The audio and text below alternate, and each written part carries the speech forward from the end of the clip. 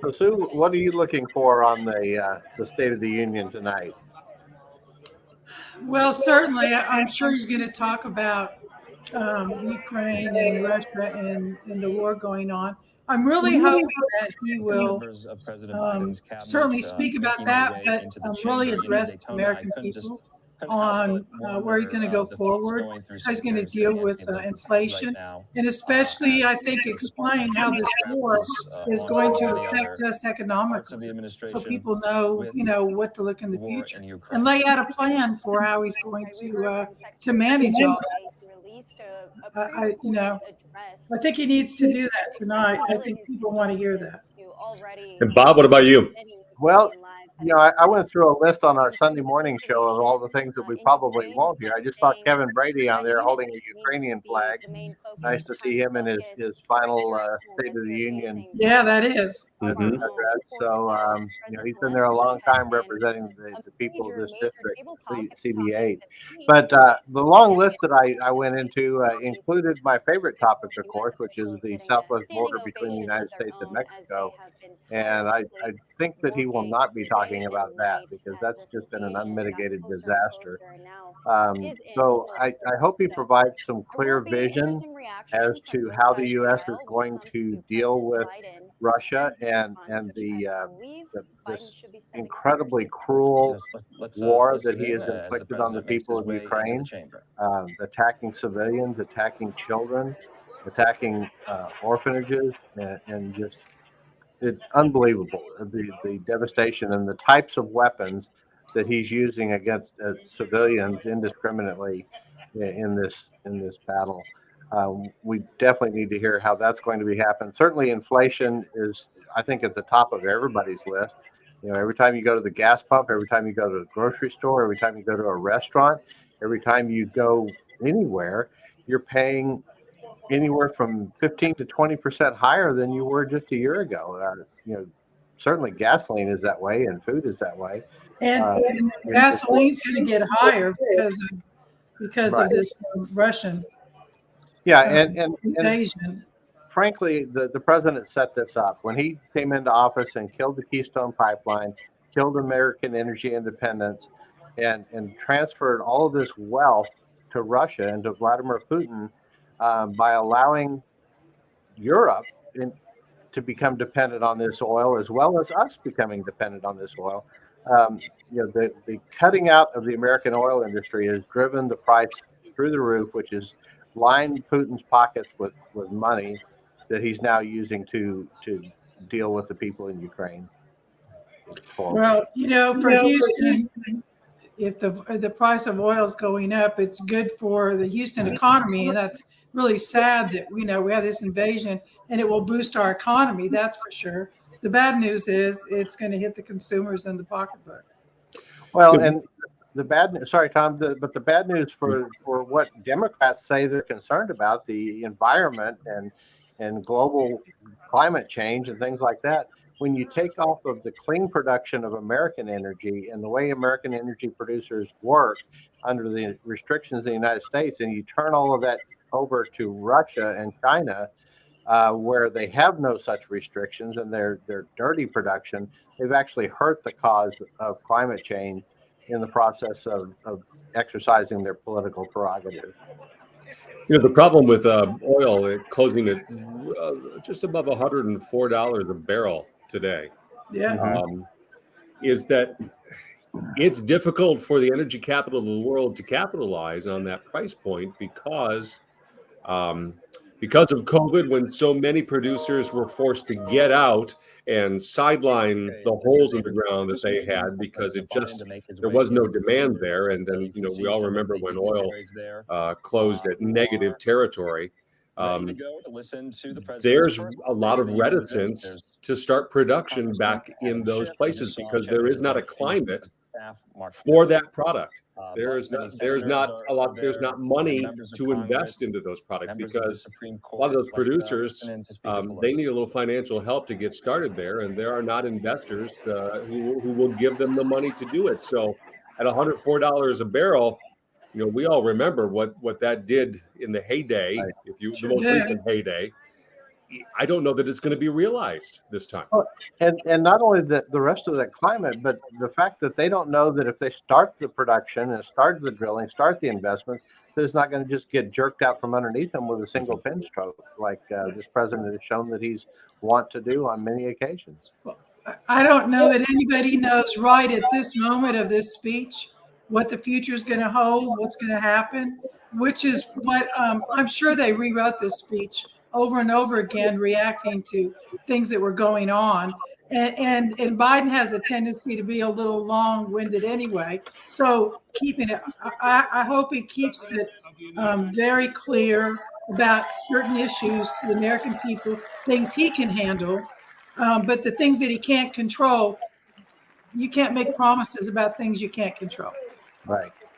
And we know the president coming into the chamber now, starting the process of saying his hellos to the various members on both sides of the aisle. This is typically supposed to be a pretty collegial. There, I speak for a living.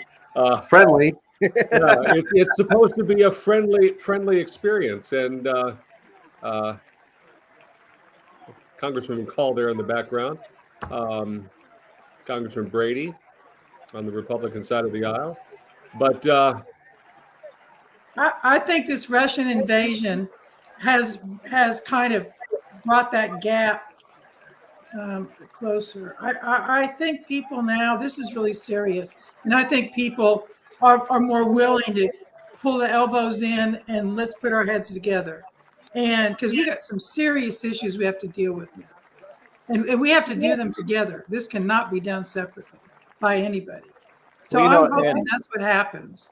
On our Sunday morning show, What's Your Point, where Gary Pollan last week said that this is a time that we need to rally around the president, and I somewhat agree with that, but it certainly doesn't mean that he gets a pass on things that are going wrong in this administration and is not being held accountable for the mistakes he's made in the past. And we pray that he will do the right thing, that he will find a way to deal with this that avoids the needless and costly bloodshed that's going on in the Ukraine at this moment in time. Well, here comes the president. Let's let him tell us what he's going to say. And there'll be a fair amount of applause here. You look there, there's a lot of empty space there in the chamber, which surprises me, quite frankly. Yeah, that's what I was commenting on earlier. It's like, haven't they heard COVID's over? You guys can sit next to each other again. You don't even have to wear masks anymore, according to the CDC. Members of Congress, I have the high privilege and distinct honor of presenting to you the President of the United States. So for the first time in American history, you have two women sitting behind the President of the United States. Right. That's exciting. I mean, with everything going on in the world, to have this moment, I think everybody feel very privileged that we're sitting here having this democracy in place. If anything, the invasion did, it rattled you about how really lucky we are to be having this type of government. Along with an inauguration, this is one of those great moments in time where everybody puts aside their differences and notes that you may not always agree, but right. We have our place, and our place is important. Right. Thank you. Please. Thank you so much. Madam Speaker, Madam Vice President, our First Lady and Second Gentleman, members of Congress and the Cabinet, Justice of the Supreme Court, my fellow Americans. Last year, COVID-19 kept us apart. This year, we're finally together again. Tonight,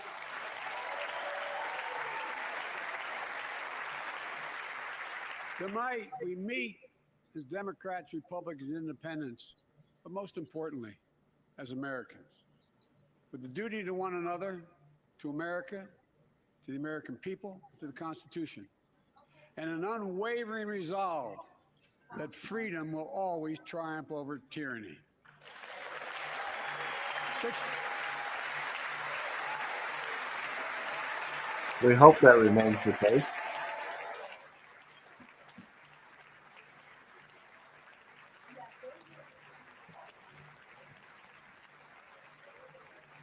Six days ago, Russia's Vladimir Putin sought to shake the very foundations of the free world, thinking he could make it bend to his menacing ways. But he badly miscalculated. He thought he could roll into Ukraine and the world would roll over. Instead, he met with a wall of strength he never anticipated or imagined. He met the Ukrainian people. That's so true. Yeah, the courage that those Yeah, people are showing is just unbelievable. You just President Zelensky, their Ukrainian ambassador to the U.S. Their fearlessness, their courage, their determination literally inspires the world. Groups of citizens blocking tanks with their bodies. Everyone from students to retirees to teachers turned soldiers defending their homeland. And in this struggle, President Zelensky said in his speech to the European Parliament, "Light will win over darkness." The Ukrainian ambassador to the United States is here tonight, sitting with the First Lady. Let each of us, if you're able to stand and send an unmistakable signal to the world of Ukraine. Thank you. Thank you, thank you, thank you.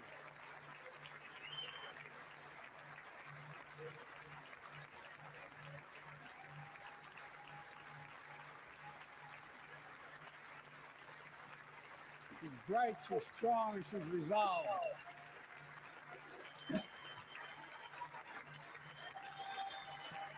you know, you watch what they're going through, and it makes you so humble. Yes. And you think you have problems, We, you the just, United States they're America, nothing. stand with the Ukrainian people. Throughout our history, we've learned this lesson.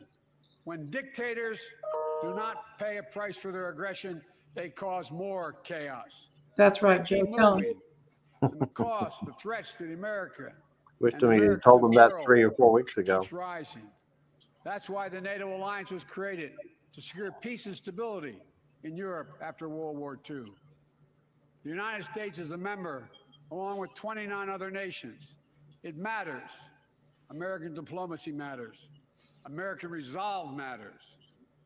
Putin's latest attack on Ukraine was premeditated and totally unprovoked. He rejected repeated efforts at diplomacy. He thought the West and NATO wouldn't respond. He thought he could divide us at home, in this chamber, in this nation. He thought he could divide us in Europe as well. But Putin was wrong. We are ready. We are united, and that's what we did. We stayed united. We prepared extensively and carefully. We spent months building coalitions of other freedom-loving nations in Europe and the Americas, from America to the Asian and African continents, to confront Putin. Like many of you, I spent countless hours unifying our European allies. We shared with the world in advance what we knew Putin was planning and precisely how we would try to falsify and justify. Even the Chinese, apparently. We countered Russia's lies with the truth.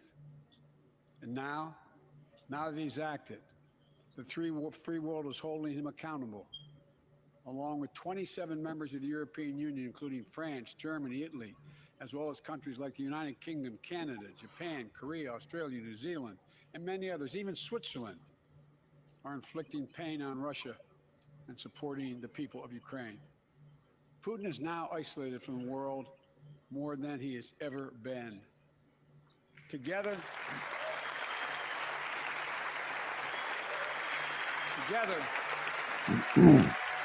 Unfortunately, he sent very conflicting messages to Putin prior to this invasion that kind of gave him a green light to go ahead. I think he was going to go no matter what. along with our allies, we are right now enforcing powerful I think he was going to economic go. I don't think he sanctions, realized Russia's largest what banks in the international response financial was going to system, be. preventing Russia's central bank from defending the Russian ruble, making Putin's $630 billion war fund worthless. We're choking Russia's access They're choking Russia's access to technology that will sap its economic strength and weaken its military for years to come. Tonight, I say to the Russian oligarchs and the corrupt leaders who built billions of dollars off this violent regime, no more. The United States. Sounds very good. I mean it.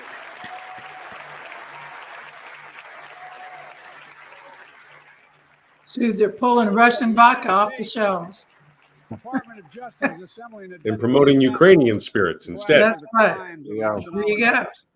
We're joining with European allies to find and seize their yachts, their luxury apartments, their private jets. Good. Go get them. We're coming for you, ill-begotten gains. And tonight, I'm announcing that we will join our allies in closing off American airspace to all Russian flights, further isolating Wow. them and adding additional squeeze on their But economy. we're still going to keep buying Russian oil, which is where they get the money to fight this war. He has no idea what's coming. The ruble has already lost 30% of its value. The Russian stock market has lost 40% of its value, and trading remains suspended.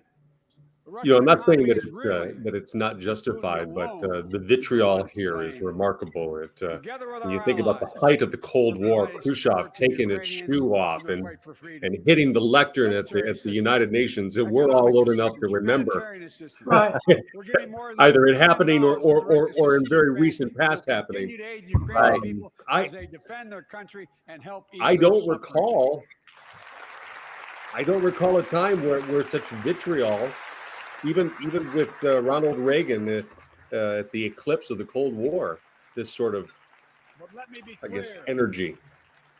Our forces are not engaged and will not. It's very different than the stories I heard about World War II when the Nazis rolled into Poland and everybody looked on and didn't know what. This is really, it gives you actually pride for everybody coming together and standing up against. And I don't want to say Russia, it's Putin, it's this guy. Yeah. The Russian people are good people. They are. I think there's a bad leader. I think there's a degree of making up for lost time for Georgia and Crimea, and I'm missing one there, but Russian actions that were met with relative silence. Putin actions that were met with relative silence. No, almost complete silence. The next few days, weeks, and months will be hard on them. Putin has unleashed violence and chaos. But while he may make gains on the battlefield, he'll pay a continuing high price over the long run. And a pound of Ukrainian people, proud people, pound for pound, ready to fight with every inch of energy they have. They've known 30 years of independence, have repeatedly shown they are not going to give it up. Anyone who I read a report today in the Wall Street Journal that members of Congress were given intelligence reports that suggested that while the likelihood that Russia will ultimately not prevail in Ukraine, it could take 5, 10, 15 years to do it. That's a remarkable idea. I can announce the United States has worked 15 years to get Russia out of there. That was the assessment that this is not a weeks or a month, but a function of years. Wow. I think the interesting assessments will start to be: does this hurt? How does this hurt Putin as a leader? Because the Russian people who will suffer more than anybody in this, and they have no voice, they have no say. They're just going to have to take it. I mean, at what point is there a breaking off, and all of a sudden Putin isn't the leader anymore? And how does that happen? And the rest of the world stronger. I don't know that they would take what's being inflicted on them. No, there's a tipping point. There's a tipping point. You just don't know where it is. Sure. Right. Or the mechanism to make it happen. Right. And clearly the military in Russia could make a change if they so terrible for people around the world to see. became so inclined. Now everyone sees it clearly. I guess the thing that we should start thinking about is if that happened, who is it that steps in? He's kind of like the devil, you know. Who would it be that would step in? Would it be? Would it really be worse? Not that you can imagine it would be, but could it? I just think people, the oligarchs, they're not going to lose their money. I can't think they're going to stand by and let all this happen because we're fighting an economic war with them. To our fellow Ukrainian Americans who forged the deep bond that connects our two nations, we stand with you. We stand with you. Putin may circle Kyiv with tanks, but he'll never gain the hearts and souls of the Iranian people. He'll never extinguish. Did you just say the Iranian people? And he will never weaken the resolve of the free world.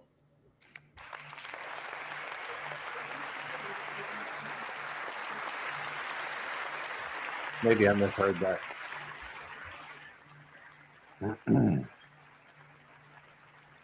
We meet tonight in an America that has lived through two of the hardest years this nation has ever faced. The pandemic has been punishing, and so many families are living paycheck to paycheck, struggling to keep up with the rising cost of food, gas, housing, and so much more. I understand, like many of you did. My dad had to leave his home in Scranton, Pennsylvania to find work. So like many of you, I grew up in a family when the price of food went up, it was felt throughout the family. It had an impact. That's when one of the first things I did as president was fight to pass the American Rescue Plan. Because people were hurting. We needed to act, and we did. Few pieces of legislation have done more at a critical moment in our history to lift us out of a crisis. It fueled our efforts to vaccinate the nation and combat COVID-19, delivered immediate economic relief to tens of millions of Americans. It helped put food on the table. Remember those long lines of cars waiting for hours just to get a box of food put in their trunk? It cut the cost of healthcare insurance. And as my dad used to say, it gave the people just a little bit of breathing room. Unlike the $2 trillion tax cut passed in the previous administration that benefited the top 1% of Americans, the American Rescue Plan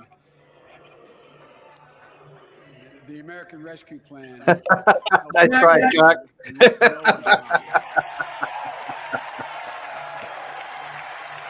He wanted to applaud.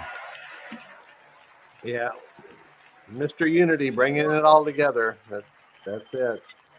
It worked. It worked in creating inflation.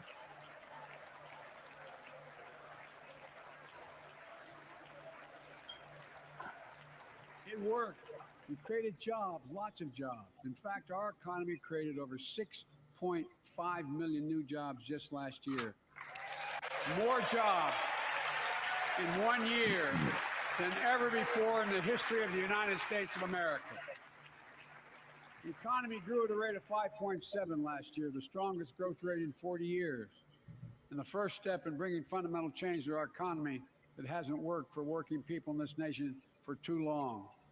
For the past 40 years, we were told the tax break for those at the top and benefits would trickle down and everyone would benefit. Nancy just looks giddy. That trickle-down theory led to a weaker economic growth, lower wages, bigger deficits, and a widening gap between the top.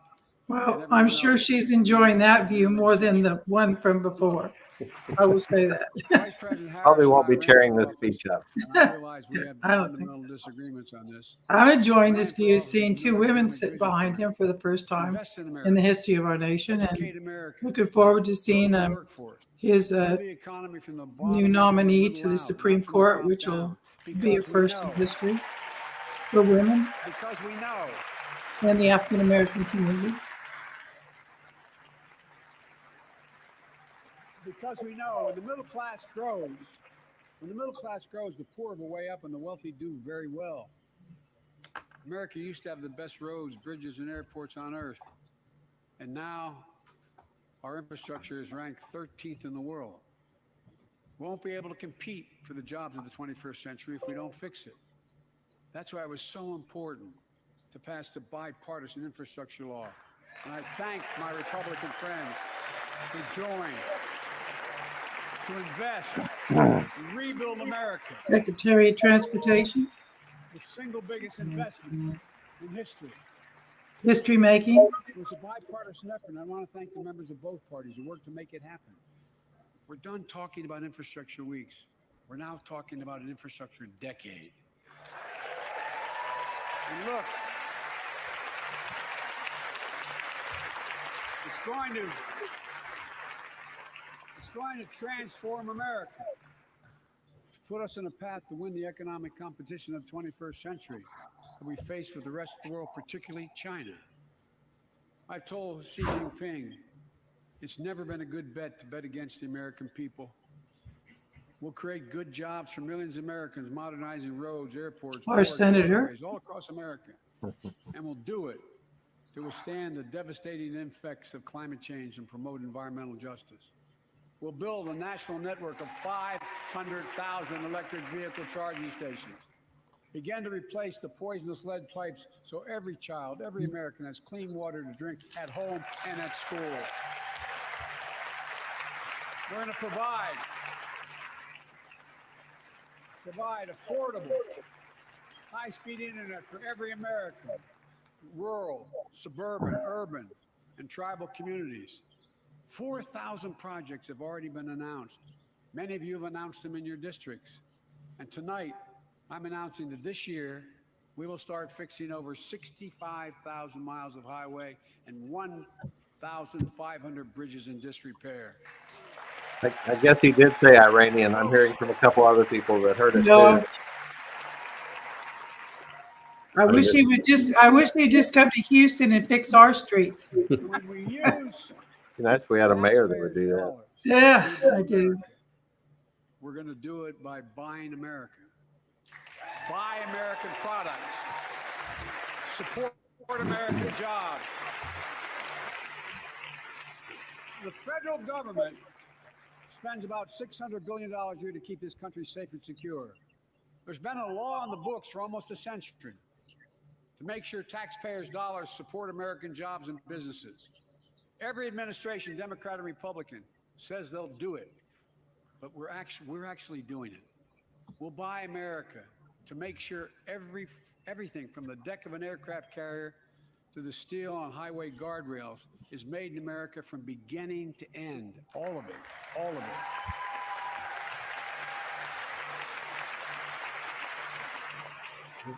it. There's a lot of industry that's going to have to tool up in order to be able to do that. There is. The industry that used to be here that is not presently. Well, bring it back. Yeah. It'll take a lot of effort and time and money. It will. That's money that'll be spent here. And we'll make record investments in emerging technology. Breitbart just published an article on the president's announcement about the stoppage of Russian flights into the United States. I think that's a good move on his part. China is. I do too. Example why it's so important to pass. If you travel 20 miles east of Columbus, Ohio, you'll find 1,000 empty acres of land. It won't look like much, but if you stop and look closely, I like to bringing factories back to America. For Texas, all along the Gulf Coast, you have some ports down at Port Arthur and Orange that have been sitting there and need, and be very easy to go down and retool and set them back up and start moving goods out of there and bringing goods in if you need to. Well, we certainly need to start building microchips here in the United States. We need to be manufacturing our prescription drugs here in the United States.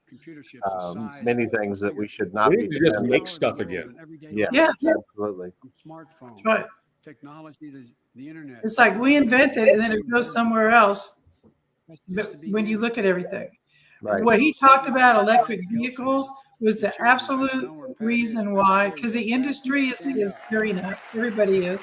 Why I-45 has to go back to the books because there's no designated lane for autonomous 18-wheelers to bring goods to the port. But the port is building for autonomous vehicles. It's a big flaw in that plan that needs to be looked at again. That would be the biggest investment in manufacturing in American history. And all they're waiting for is for you to pass this bill. So let's not wait any longer. Send it to my desk. I'll sign it.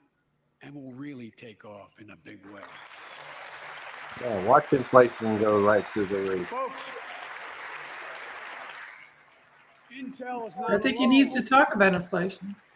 I think he needs to just look around. lay out a See an plan. amazing story. Nope. The rebirth of He's going to be talking about one of his favorite subjects here in a few minutes about gun revitalization of control. American manufacturing. About what? Companies are choosing Gun to build new control. factories here. Oh, Just a few years ago, they would have gone overseas. That's what's happening.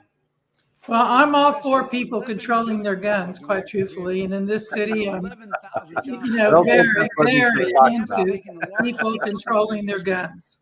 Yeah. Because it's been horrific. Just it's horrific. It's unimaginable, really, isn't it? 69,000 Yeah. new manufacturing jobs were created in America last year alone. Granholm's done a good job. Folks, I understand we had the procession today for Deputy Constable Adams as he was brought back home to San Jacinto County powered by people I've met like Joe after Yeah. being Burgess, murdered in Houston. from generations of union And he was going to quit the With his job own because gun. he thought it was too dangerous. This is What does last that day. say? Our malls are too dangerous for constables to come and work in? As Ohio Senator Sherrod Brown says,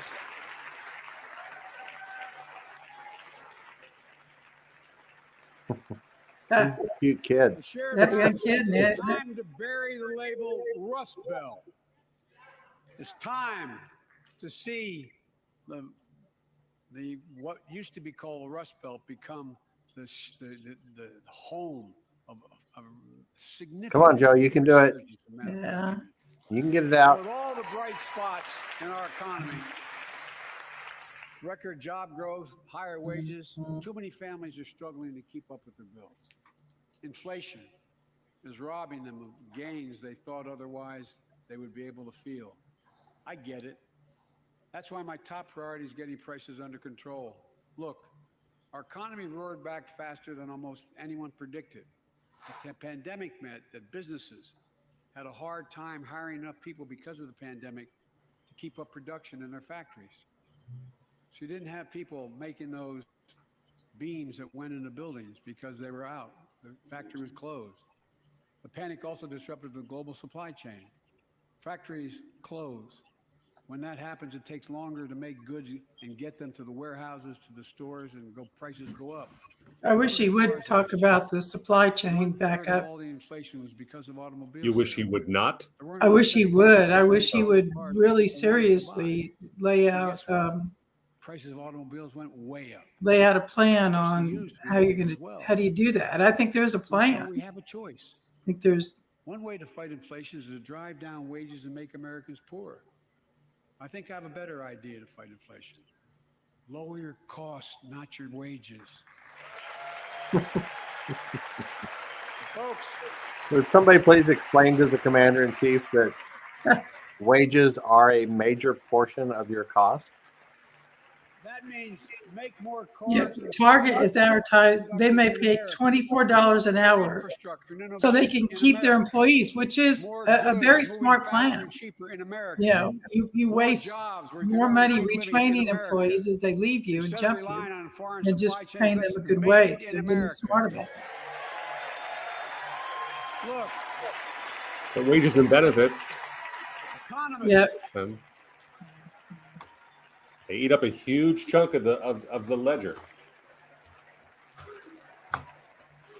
Well, what people don't factor in is they may make a little less, but if they have those benefits, there's a cost applied to that you have to add into what you're making hourly. Right. I call it And most people building a don't think better that. America. My plan to fight inflation will lower your costs and lower the deficit. 17 Nobel laureates in economics said my plan will ease long-term inflationary pressures. Top business leaders, and I believe most Americans support the plan. And here's the plan. First, cut the cost of prescription drugs. We pay more for the same drug produced by the same company in America than any other country in the world. Just look at insulin. 1 in 10 Americans has diabetes. In Virginia, I met a 13-year-old boy, the handsome young man standing up there, Joshua Davis. Hello, Joshua Davis. He and his dad both have type 1 diabetes, which means they need insulin every single day. He'll never forget this night, really. $7 a vial to make. That's what it costs the pharmaceutical. And maybe in 40 years, he'll be standing up there. Charge families like Joshua. Wouldn't that be a good story? 30 times that amount. I spoke with Joshua's mom. Imagine what it's like to look at your child who needs insulin to stay healthy and have no idea how in God's name you're going to be able to pay for it. What it does to your family, but what it does to your dignity, your ability to look your child in the eye, to be the parent you expect yourself to be. I really mean to think about that. That's what I think about. You know, yesterday, Joshua's here tonight, but yesterday was his birthday. Happy birthday, buddy, by the way. Joshua and 200,000 other young people with type 1 diabetes, let's cap the cost of insulin at $35 a month. So everyone can afford it. And drug companies will do very, very well, their profit margin. While we're at it, I know we have great disagreements on this floor with this. Let's let Medicare negotiate the price of prescription drugs.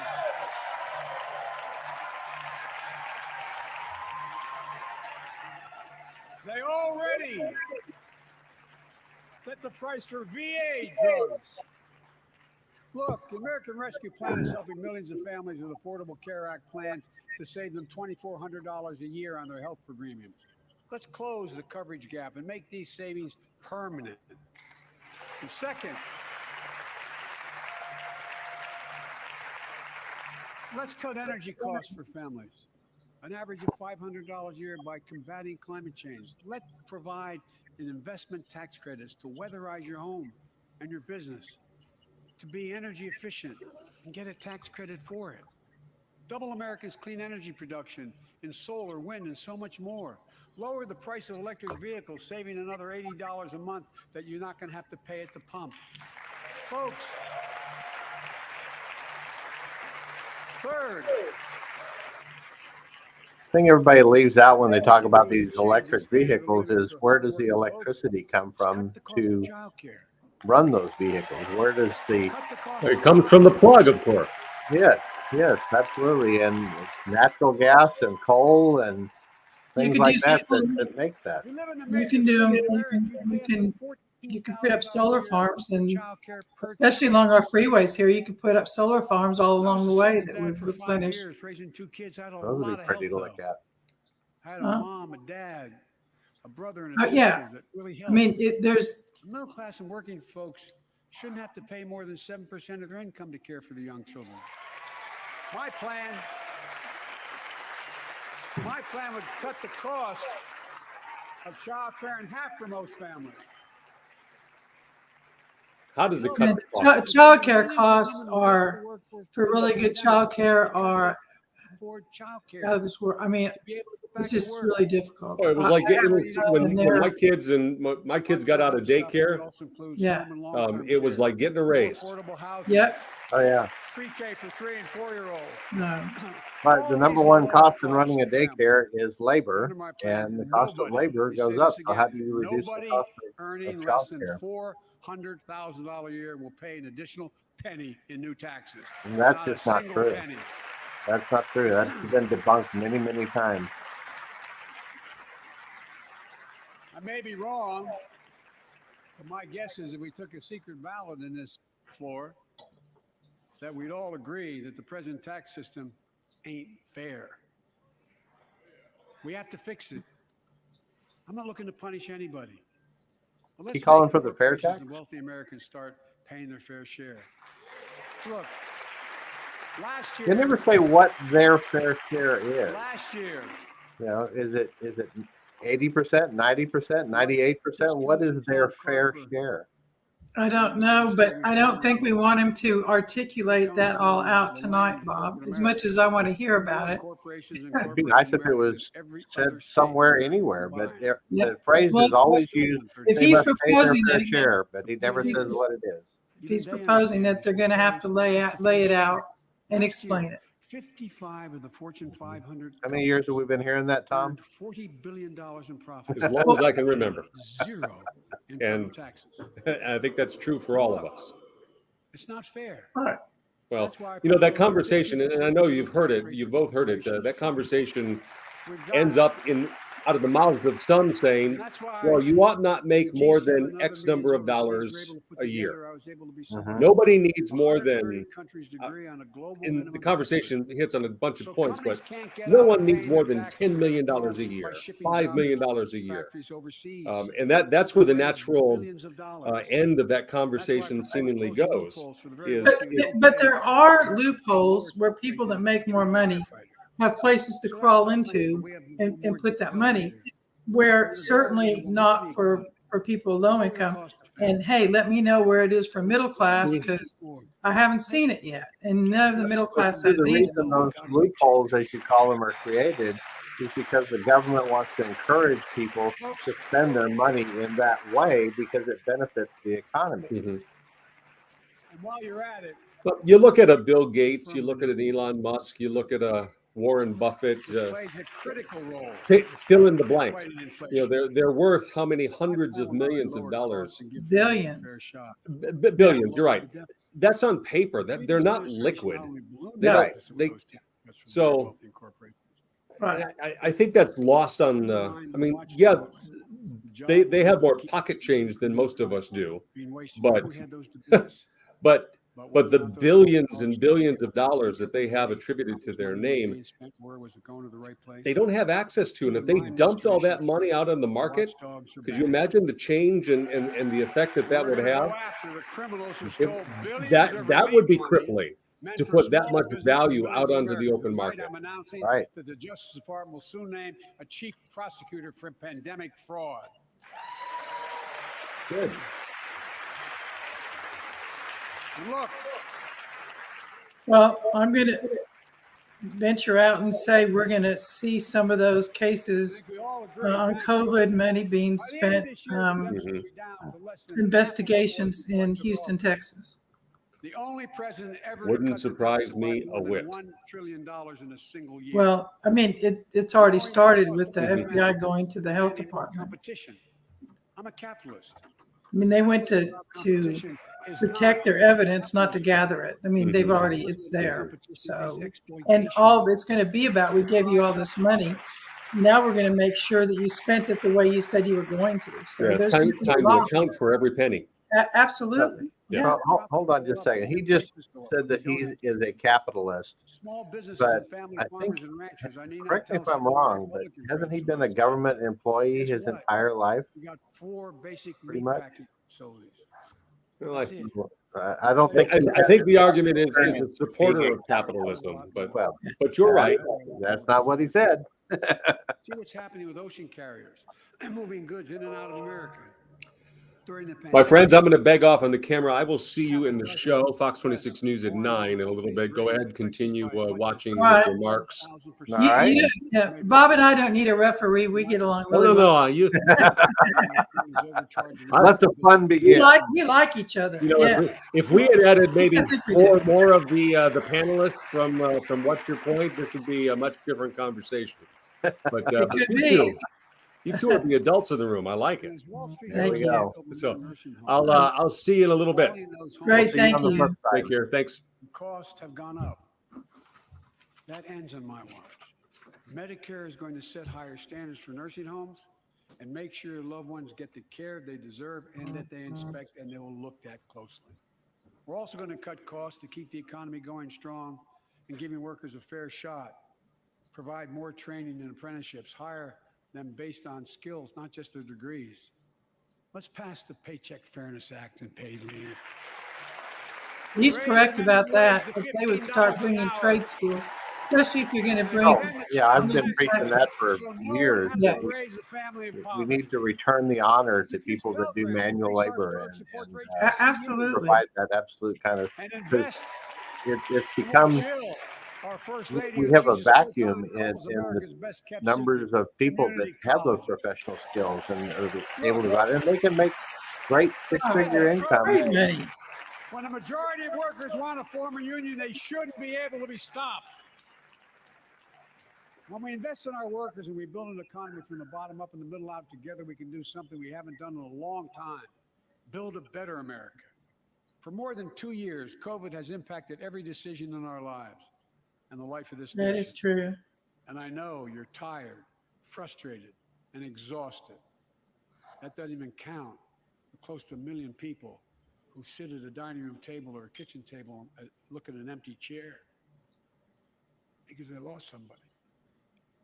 But I also know this, because of the progress we've made, because of your resilience and the tools that we have been provided by this Congress, tonight I can say we're moving forward safely back to a more normal routines. We've reached a new moment in the fight against COVID-19, where severe cases are down to a level not seen since July of last year. Just a few days ago, the Center for Disease Control and Prevention issued a new mask guidelines. Under the new guidelines, most Americans. You know, HISD did the mask that is optional. Today was the first day. So my granddaughter, I gave her the option of what she wanted to do. And she chose not to. And I asked her when she got to school if there was a lot of kids, and she said, "No, Mama, there really weren't. There were a lot of kids that still had their masks, and all the teachers are still wearing their mask there." But I found that really interesting. Yeah, I need to talk to my daughter about that. She's a high school teacher and kind of get her read on how that's going. We have to stay on guard.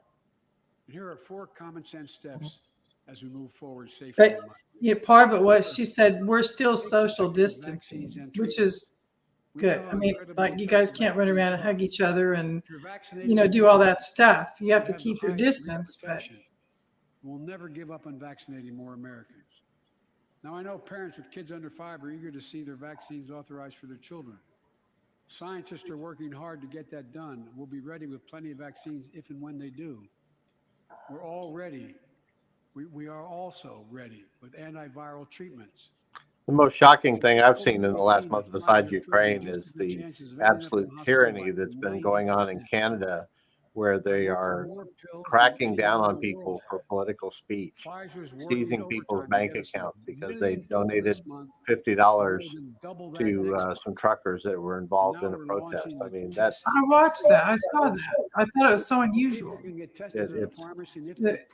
It's amazing how fast tyranny can take over in a country like. You think of Canada as being a free country, right? But clearly it's not. I think COVID and everything affected people really more than they really understand that it did. That everybody had to be, strong with it, move forward. But that, I think it affected people's psyche in some way. Just made hundreds of millions of tests available, and you can order them for free. I don't see how it couldn't, that it wouldn't. You've already ordered free tests. If you already ordered free tests tonight, I'm announcing you can order another group of tests. Go to covidtest.gov starting next week, and you can get more tests. Second, we must prepare for new variants. Over the past, we've gotten much better at detecting new variants. If necessary, we'll be able to develop new vaccines within 100 days instead of maybe months or years. And if Congress provides the funds we need, we'll have new stockpiles of tests, masks, pills ready if needed. I can't promise a new variant won't come, but I can promise you we'll do everything within our power to be ready if it does. Third,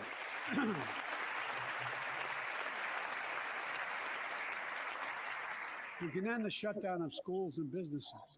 I turned on the Facebook news feed and said hello to the people on Facebook, but you did? I had to turn the volume down because it's about 30 seconds behind what we're watching live here. We're doing that here in the federal government. The vast majority of federal workers will once again work in person. Our schools are open. Let's keep it that way. Our kids need to be in school. I mean, I just think our teachers have just been incredible during this whole COVID. Yeah. All the extra that was put on them, that they have been incredible. Well, certainly Texas teachers, I will go with. I think the teachers Yeah. in Chicago has been Yeah, here they have. Hey, And the kids are happy. They're not afraid. They're not going to school afraid. They're learning. You know, I'm amazed by them. I really am. We achieved this because we provided free vaccines, treatments, tests, and masks. Of course, continuing this costs money. So I'll not surprise you. I'll be back to see you all. And I'm going to soon send a request to Congress. The vast majority of Americans have used these tools, may want again. We may need them again. So I expect Congress, and I hope you'll pass that quickly. Fourth, we'll continue vaccinating the world. Somebody was just asking where Tom went, and so I answered back that he's abandoned us to go to the newsroom to get ready for the news broadcast following the State of the Union.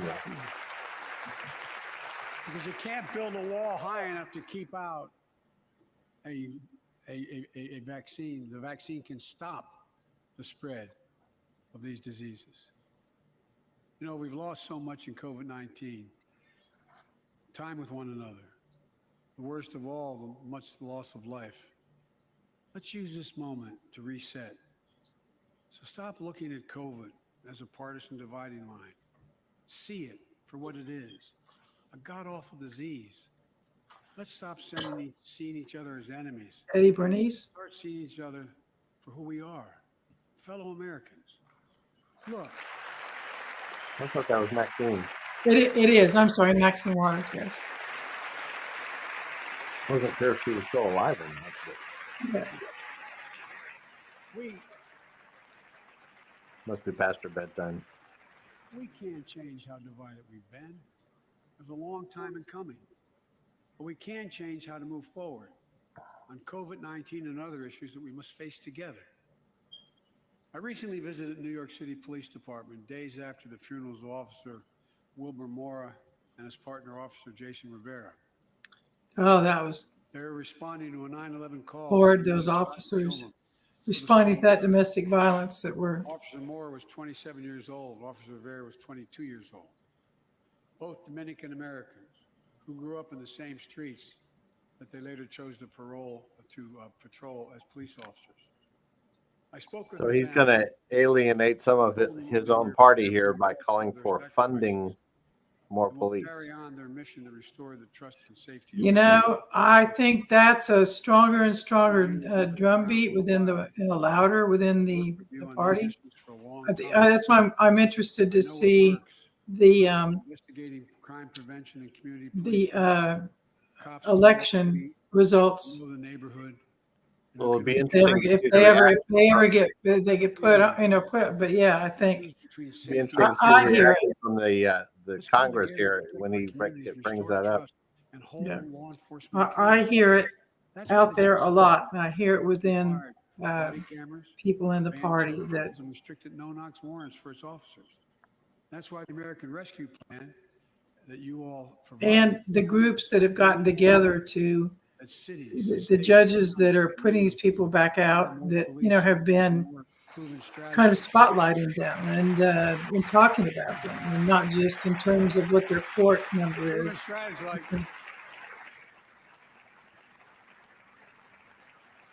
Proven strategies like community violence interruption, trusted messengers, breaking the cycle of violence and trauma, giving young people some hope. We should all agree the answer is not to defund the police. It's to fund the police. That's right, Joe. Fund them. Fund them.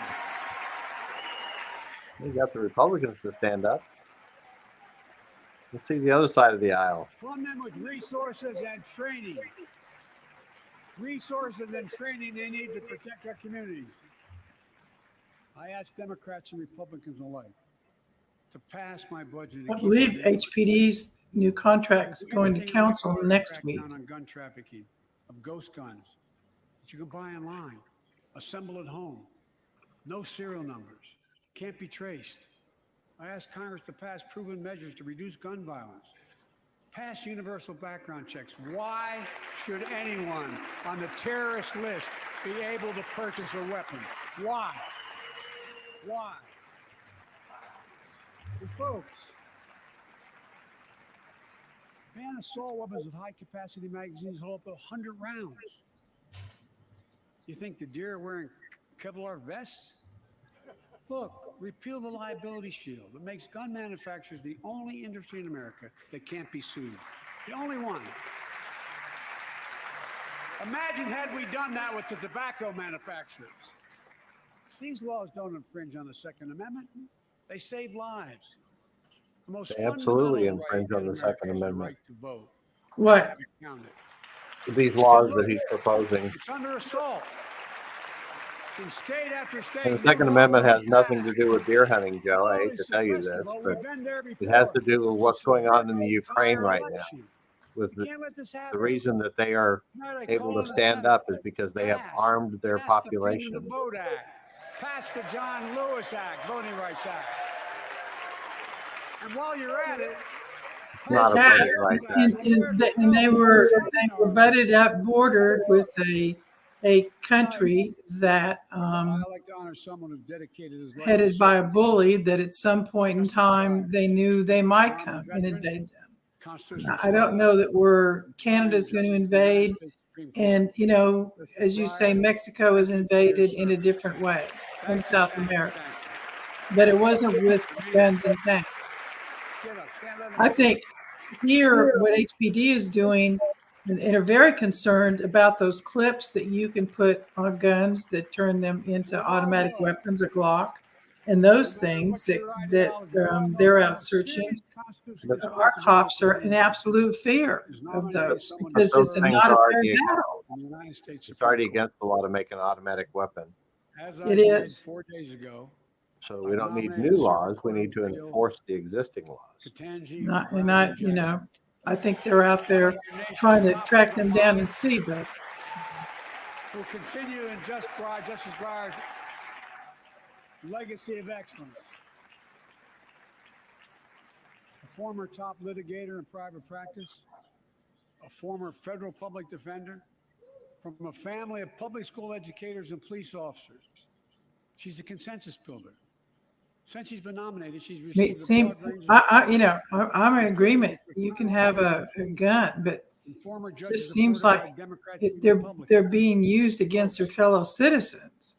If we're to advance liberty and justice, it's hard. You won't even honk at somebody if the light turned, because I won't, because I'm afraid somebody's going to get out and shoot at me because they got a gun. And if they didn't have a gun, they could ram your car and run you over. Well, they could, ramming my car, I might have a little more fighting chance. Like cutting-edge scanners. Oh, here we go. He's talking about the border. Okay, there you go. Joint patrols in Mexico and Guatemala to catch more human traffickers. We're putting in place dedicated immigration judges, a significant larger number, so families fleeing persecution and violence can have their cases heard faster, and those who don't legitimately hear can be sent back.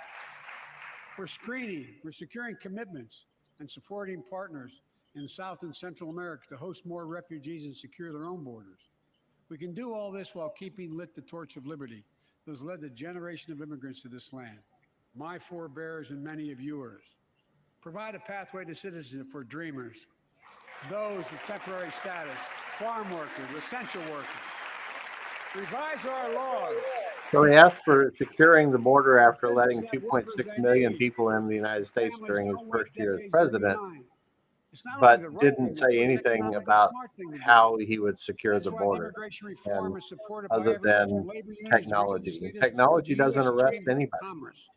Technology brings agents to the scene, but you've got to have the scene. You've got to have all layers of the border security plan, including the wall, that he has voted for decade after decade as a U.S. senator, but now is suddenly against it.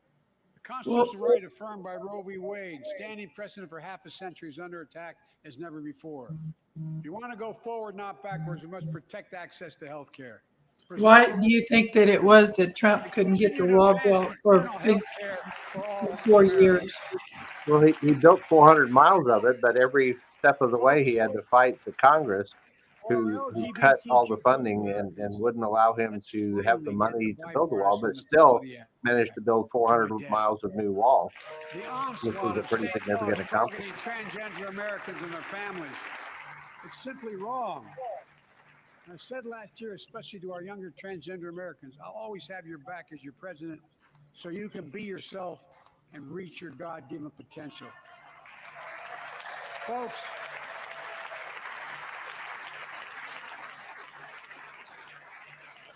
as I've just demonstrated, while it often appears we do not agree, and that we do agree on a lot more things than we acknowledge. I signed 80 bipartisan bills in the law last year. Have you heard the disaster that's going on in the voting process in Harris County? I was in the middle of it today when I went to vote. I went to vote over at Gregory Lincoln School on Taft because it's by my house, and it's people forget about going there. And it's usually not a line. I got there, and their machines were down. Tens of thousands of people may end up having their votes not counted.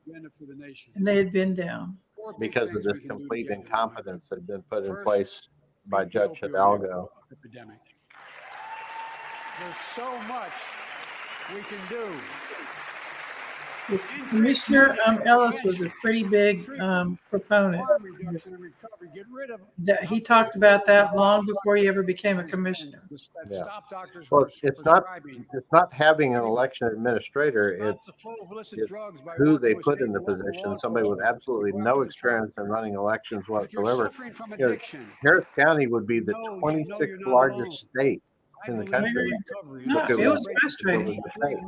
Yeah. And we put somebody in charge of running this election for millions of people with zero experience. I went by West Gray, and it was a line all the way out. They said they had issues. So I went over on Heights Boulevard, and finally there, came back by to check on Gregory Lincoln, and theirs was still down. Well, if judges don't step in and do something, if they can't get the votes counted by 7 o'clock tomorrow, they're not going to count. Children were also struggling before the pandemic. I don't understand it either. I was a precinct judge for 10 years, and they brought the machines out the day before. And you went down before the election, and you set them up. So you didn't have to get up and go extra early. And if there was a problem, you had time to fix it. Yeah, you pick them up on Friday night, or Friday afternoon, or Saturday morning at the latest, and you have time to get everything set up. They weren't getting their machines out Sunday. Mm-mm. Then they set some up, and then they didn't come on properly. Advertising to children. And now they can't scan apparently the second page of the ballot, so they're going to have to manually key in all of that voting data. I'm sure that'll be 100% accurate. More people can turn for help. But everywhere I went, there was far more Democrats voting today than I saw Republicans. There were some places where the people walked in and the Democrat voting was open, but the Republican voting was closed. Veterans are the no kidding. And the spine of this country. They're the best of us. They are. I've always believed that we have a sacred obligation to equip those we send to war and care for those and their family when they come home. My administration is providing assistance in job training, housing, and now helping lower-income veterans get VA care debt-free. And our troops in Iraq and Afghanistan have faced many dangers, one being stationed at bases breathing in toxic smoke from burn pits. Many of you have been there. I've been in and out of Iraq and Afghanistan over 40 times. These burn pits that incinerate waste, the waste of war, medical and hazardous material, jet fuel, and so much more. And they come home. Many of the world's fittest and best trained. It's like what happens to our firefighters. Never the same. Headaches, wow. numbness, Looks like Governor Abbott won re-election with without a runoff. I checked that earlier. It looked like that was. Yeah, 69% of the vote at this point. What's going on with the AG's race? Let's see here. Ken Paxton is leading with 42%, so there will definitely be a runoff. Surprisingly, is it the Bush number 2 candidate is Eva Guzman. It is number 2. Yeah. She ran a lot of TV ads. Yeah. Well, there was a huge Republican turnout in the border counties, and that's what I heard. I was watching the border. Yeah. I'm wondering if that helped her. She's barely ahead of George P. But and then Louis Gohmert is about 45,000 votes behind. They love going to Ohio State football games. And it looks like there'll be a runoff in the Democrat AG race as well. Is it Jaworski? Jaworski is in second, and Garza is in first.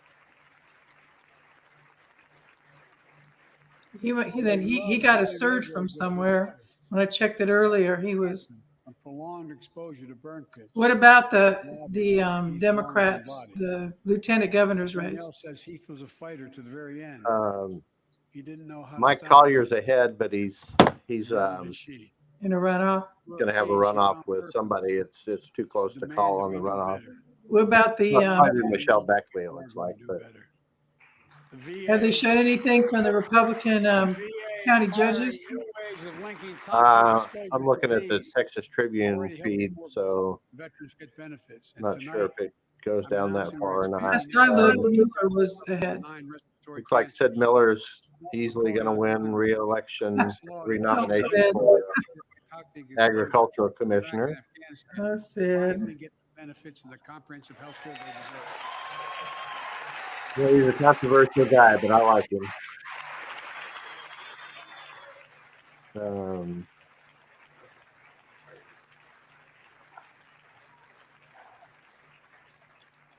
Now, all of these numbers, of course, are subject to change as more numbers come in, because there's not a huge percentage of the vote in at this point.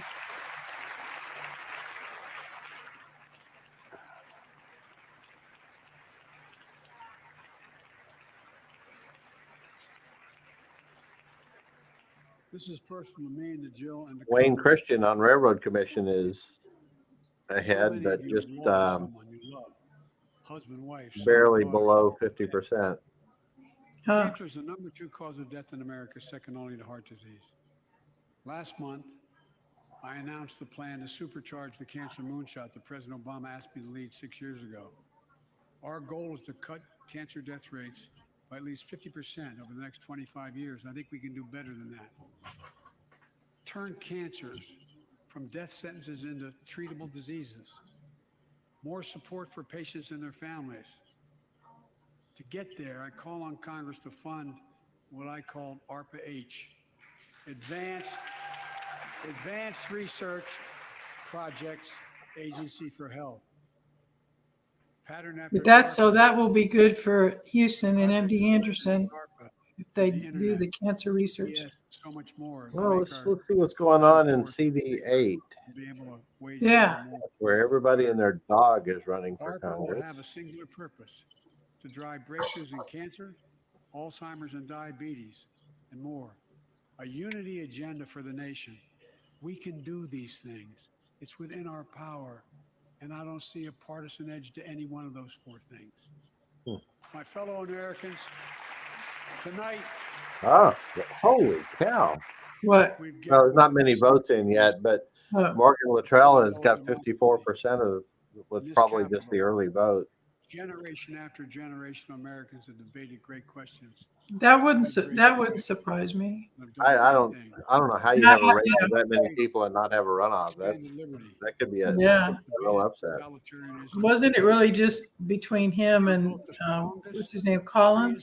Yeah, Christian Collins. Collins worked for Kevin Brady for a long time. Right. Yeah.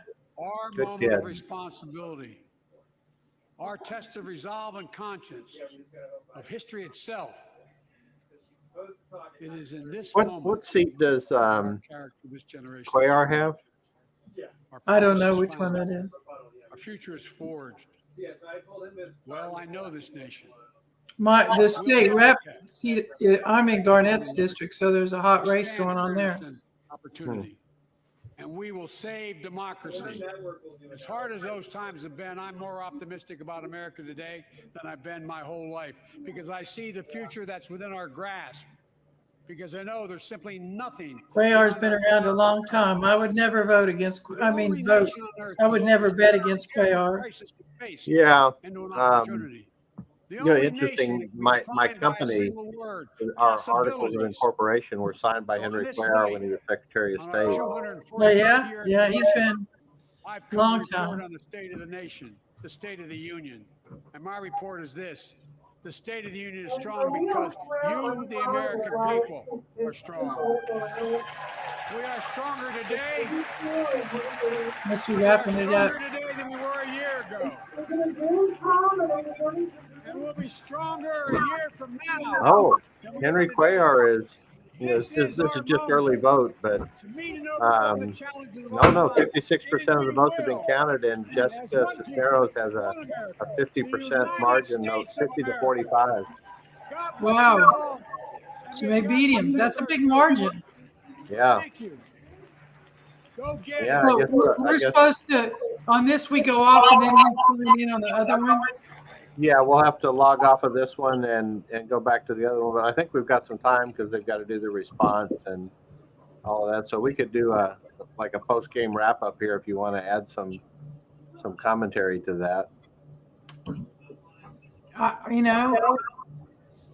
thought it was a good speech. I thought he touched a lot of the issues that he needed to.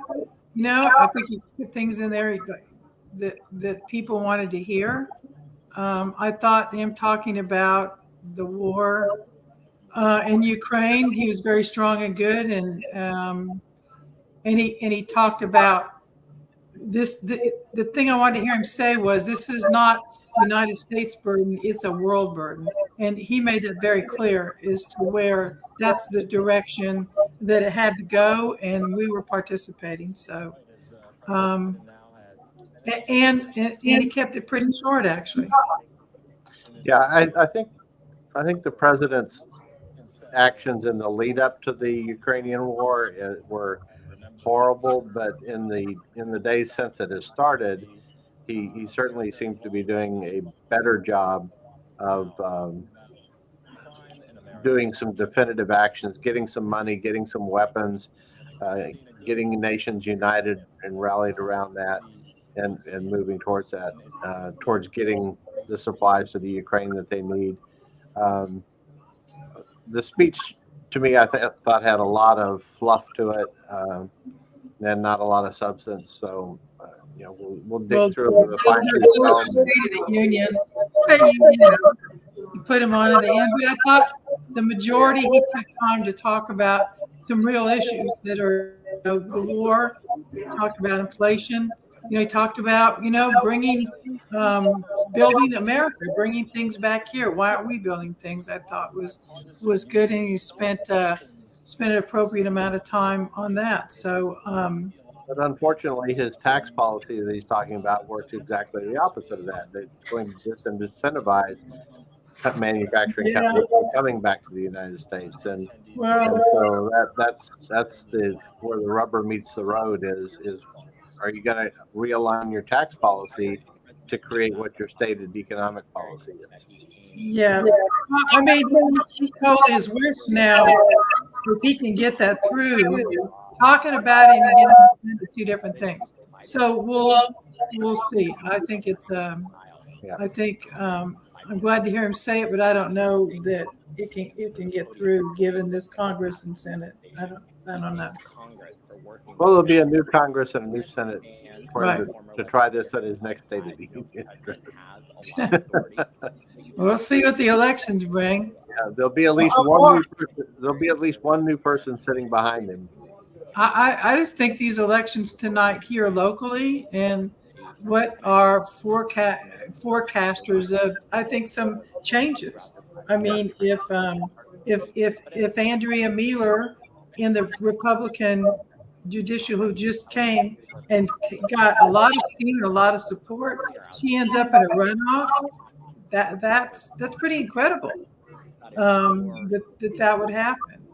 Well, coming up in the news tonight, when this is all over, Greg Grugan, our host of Fox 26's What's Your Point on Sunday mornings, is going to be interviewing Senator Paul Bettencourt about the disastrous election process here in Harris County and the impact that could have on some of these critical statewide races where many tens of thousands of people's votes may end up being disenfranchised because of. Greg Grugan is a wonderful host of What's Your Point, and I so enjoy being on that show with you and our other panelists. I always find out I learned something, and when I'm on there, and it's fun being on there. Well, I certainly want to encourage the people that are watching tonight who may not always be up on Sunday mornings at 7 a.m. when we go live with Fox 26's What's Your Point, to maybe do some DVR recording of it. It's also streamed live on Facebook and can be watched again later there. And it's a lively discussion between 5 panelists and Greg Grugan. So please join us there. And I think we're going to get ready to go to. All right. Look, 7 a.m. on a Sunday morning is not that early. Read your paper, drink your coffee, and let us entertain you, because it can get quite entertaining. Yeah. Anyway, I've enjoyed doing this with you tonight, Bob, as always. Likewise. Always. All right. So I guess we can sign out of this and go watch the other show.